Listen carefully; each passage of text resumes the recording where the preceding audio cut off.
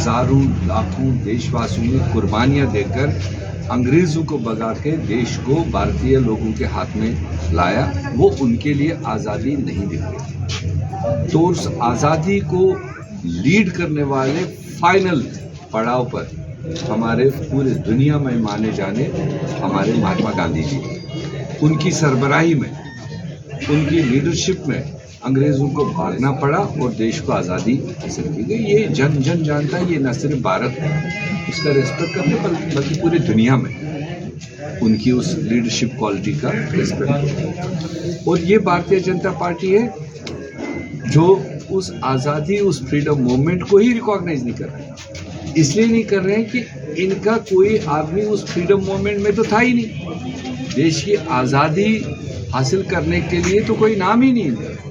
अगर कुछ नाम इनके गिने चुने उस पीरियड के हैं, वो उस वक्त अंग्रेज़ों से मिले हुए थे, वो अंग्रेज़ों के मुखबिर थे, अंग्रेज़ों के तनख्वाह पर काम करने वाले थे।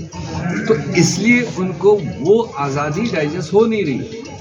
जिन फोर फादर्स का वो नाम लेते तो उनका जब रिकॉर्ड देखें तो वो खुद अंग्रेज़ों के मुखबिरी में थे। साहब से भी बोलना चाहूँगा कि जहाँ तक अंग्रेज़ों से संबंध का मामला है, तो मीर साहब को पहले लेडी माउंटबेटन के साथ संबंध रखने वाले लोगों के बारे में बात करनी पड़ेगी।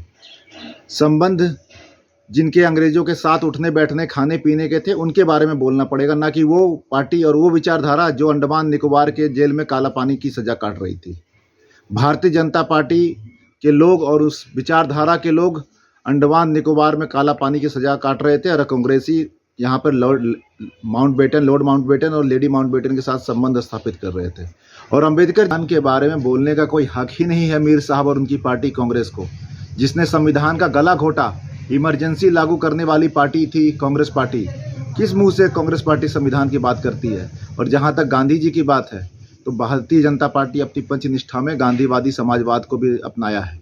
तो भारतीय जनता पार्टी गांधी जी को भी सम्मान देती है और बाबा साहब अम्बेडकर को भी सम्मान देती है। जवाब तो मीर साहब को देना है कि उनकी सरकार ने बाबा साहब अम्बेडकर को भारत रत्न क्यों नहीं दिया। आते हैं और कश्मीर में धारा 370 पहले लगी हुई थी, और धारा 370 के पक्षधर अगर बाबा साहब अम्बेडकर की बात कर रहे हैं तो उनको दोबारा सोचना पड़ेगा। बाबा साहब अम्बेडकर कभी भी धारा 370 के पक्ष में नहीं थे, लेकिन कांग्रेस पार्टी ने बाबा साहब अम्बेडकर का हमेशा अपमान। साहब अम्बेडकर को भारत रत्न देने में तब तक इंतजार करना पड़ा जब तक भारतीय जनता पार्टी की गठबंधन की सरकार 1990 में नहीं बन जाती।